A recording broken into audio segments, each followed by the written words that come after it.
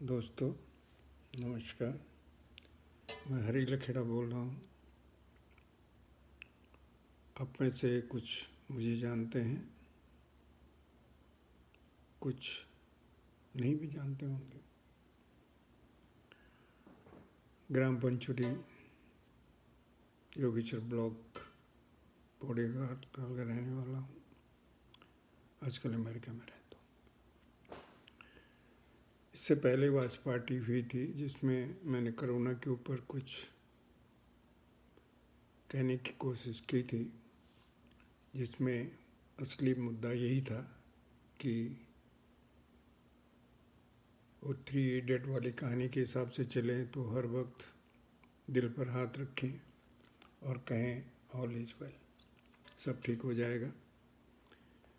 आज मैं अपने स्कूल के ज़माने में की मतलब हाई स्कूल के ज़माने की एक छोटी सी कहानी आपके सामने रख रहा हूँ। ये कहानी कम और सच्ची बात तो ये कहानी है ही नहीं, एक किस्सा है जो सचमुच घटा। इसमें कुछ हंसी भी है और कुछ हमारे ज़माने की या ये कहें कि हर ज़माने की दास्तान भी। कहानी का शीर्षक है नूरजहां। वैसे उसका असली नाम अनवर था।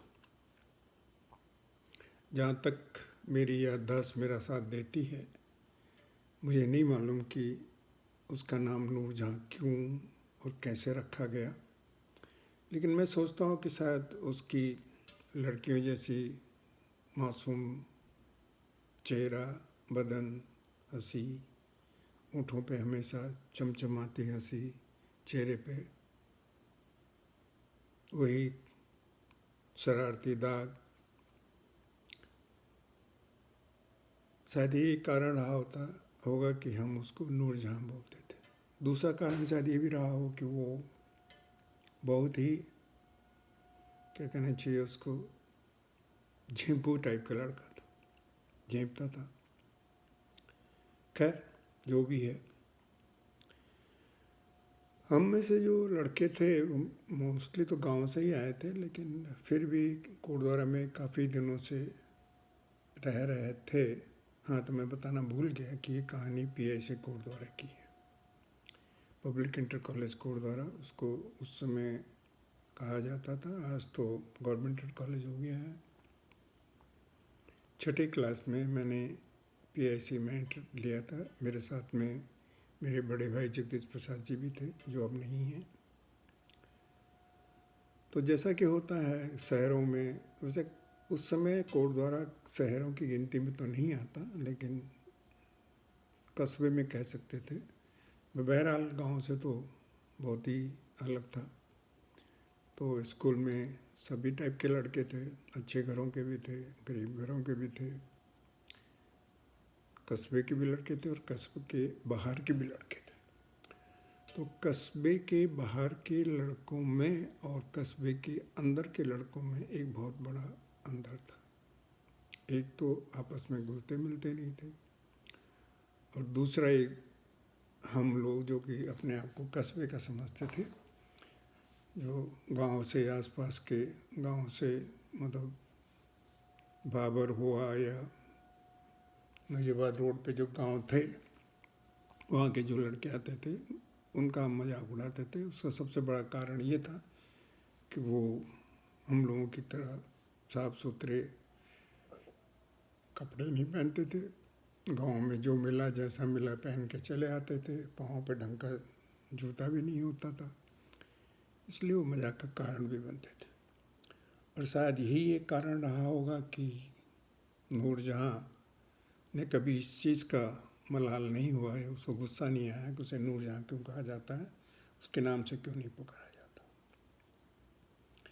लेकिन जब वो स्कूल में आ गया तो जाहिर है कि धीरे धीरे जैसे कि मछली पानी में तैरना शुरू करती है, तो वो भी तैरना शुरू कर दिया था उसने। कुछ भी रहा हो, लेकिन हमने उसको उसके नाम से कभी नहीं पुकारा। हमेशा उसको उसके निकनेम, जो कि हमने ही रखा था, नूरजहाँ के नाम से पुकारते थे। टीचर्स को भी मालूम था, लेकिन कुछ नहीं बोलते थे। नूरजहाँ के अंदर एक प्रॉब्लम और थी कि वो एक बहुत होशियार लड़का नहीं, मैं नहीं गिना जा सकता था, एवरेज था, बातें देर से समझ में आती थी। टीचर भी जानते थे, इसलिए किसी तरह का उसके ऊपर जोर जवाब भी नहीं डालते थे और कोशिश यही करते थे कि वो अच्छी तरह सीख जाए तो अच्छा होगा। ज्योग्राफी की क्लास थी और क्लास में हमारे मास्टर जी ने ब्लैक बोर्ड के ऊपर नक्शा ढाका हुआ था। उस समय जहाँ तक मेरे को ध्यान है, हम लोग को यूपी की ज्योग्राफी पढ़ाई जाती थी। पहाड़ कौन कौन से हैं, नदियाँ कौन कौन सी हैं, जिले कितने हैं, वगैरह वगैरह।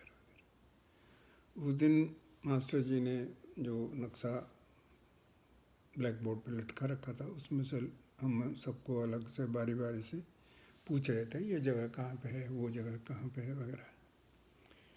इसी हिसाब से नूरजहाँ को भी बुलाया गया, सॉरी अनवर को भी बुलाया गया। अनवर जब ब्लैक बोर्ड के पास पहुंचा तो उससे पूछा कि गंगा नदी कहाँ पे।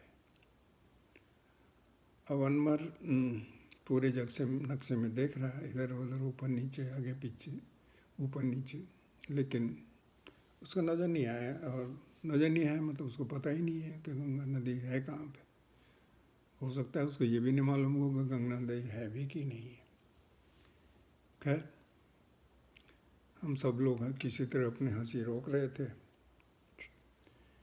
पीछे से कोई चिल्लाया, अरे नक्शे के पीछे देख। नूरजहाँ तो नूरजहाँ, उसने वाकई नक्शे को पलटा, पीछे से देखने की कोशिश की एंड उसके बाद वही हुआ जो होना था। मास्टर जी ने उसको फिर से ठीक से समझाया, उंगली रख के बताया गंगा नदी कहाँ पे है, कहाँ से निकलती है और कहाँ जाती है। उसको समझ में आया कि नहीं आया, याद रहा कि नहीं आया, ये तो मालूम नहीं। बहरहाल उस दिन का पीरियड निकल गया। एक और बात, किस्सा है जो आपको पसंद आएगा, वो ये कि नूरजहाँ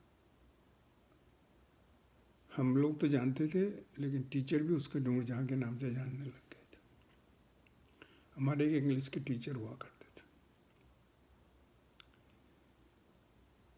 इंग्लिश ग्रामर पे तो उनकी मास्टरी थी।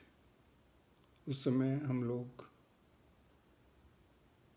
रेन की ग्रामर प्रेस्क्राइब कर रखी थी हम लोगों के लिए, और हमारे मास्टर जी 6th क्लास से लेकर 10th क्लास तक इंग्लिश ग्रामर वही पढ़ाते थे। पूरी रेन की ग्रामर का उनको एक एक पन्ना, एक एक वर्ड, इंक्लूडिंग एक्सरसाइजेस याद थी। कभी किताब नहीं खोलते थे।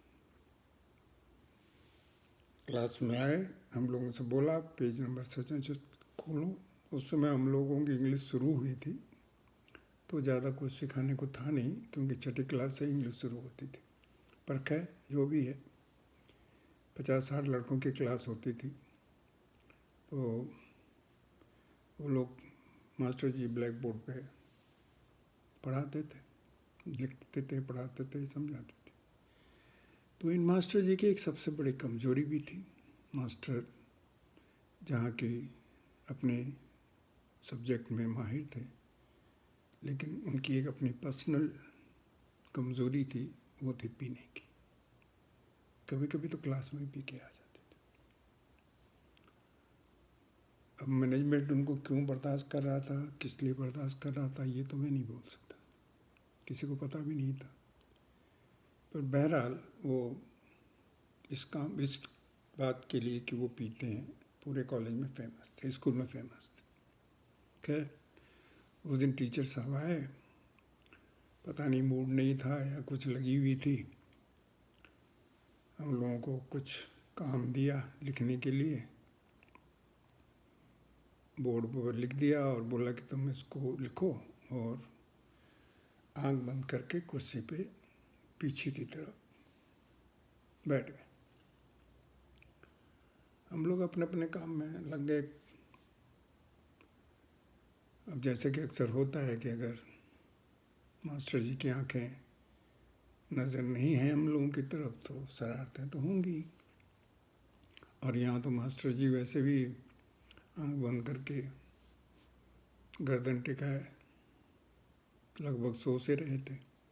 तो पीछे वाली सीटों पे कुछ खुसड़ फुसड़ हुआ, कुछ जोर की साउंड की आने लगी, तो उनकी नींद उचट गई। और जैसे उन्होंने देखा इधर उधर सब चुप हो गए, फिर वो वैसे ही हो गए। टीचर अपनी आँख बंद रख गई और थोड़ी देर के बाद फिर पीछे की सीट पे वही होने लग गया। इस बार वो उठे, खड़े हुए, गुस्से में आ गए, जोर से चिल्लाए, क्या हो रहा है पीछे? क्लास तो चुप हो गई, लेकिन कौन बताएगा कि क्या हो रहा है, क्यों हो रहा है? तो और तो कोई उनको मिला नहीं, तो वहीं से जोर से चिल्लाए बजा के अनवर बोलने के, बोले नूरजहाँ खड़े हो जाओ। नूरजहाँ बेचारा खड़ा हो गया। उससे पूछा क्या हो रहा है? एज यूजुअल चेहरे पे हंसी, ओंठों पे हंसी, आँखों में वही ट्विंकल ट्विंकल, मासूम चेहरा, कुछ नहीं बोला। फिर पूछा, फिर कुछ नहीं बोला। फिर मास्टर जी का तो पारा चढ़ता जा रहा है और ये है कि मुस्कुराता जा रहा है। फिर उनको बहुत गुस्सा आएगा, तो साले तो हंस क्यों रहा है? उसे गाली देनी नहीं चाहिए थी, लेकिन अब निकल गई गुस्से में, क्या कर सकते। तो 2-3 बार जब उसको पूछा तो वो मुस्कुराते मुस्कुराते बोला, सर आपकी सूरत देखकर हंसी आ रही। फिर क्या था, मास्टर जी का तो गुस्सा वैसे ही सर पे चढ़ा हुआ था, पारा ऊंचा था। सामने बुलाया, इधर साले, एक थप्पड़ उधर, एक थप्पड़ उधर, एक थप्पड़ उधर, एक थप्पड़ उधर। मैं जोकर लगता हूँ? क्या लगता हूँ? हंस रहा मेरे ऊपर, तेरी ये हिम्मत। मतलब जो भी है, अगले 10-15 मिनट जो बचे हुए थे पीरियड के, उसकी तो नहीं करते रहे, करते रहे, करते रहे। वो पिटता रहा, आँखों से पानी टपकता रहा, लेकिन पता नहीं, ओंठों से कुछ बोला नहीं, ओंठ चिपके ही रहे। घंटी बजी की, मास्टर जी ने अपनी किताब उठाई और चल पड़े। वो भी चुपके से अपनी जाके सीट पे बैठ गया। कनाटा रहा, क्लास में तो सन्नाटा छा ही चुका था। कहानी यहीं पे ख़त्म नहीं होती।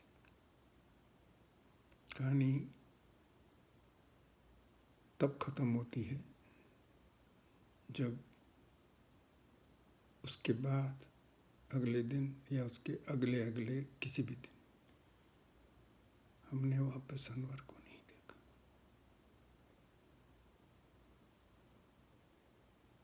कहानी ख़त्म। समझ में आई? नहीं, मेरी भी समझ में नहीं आई।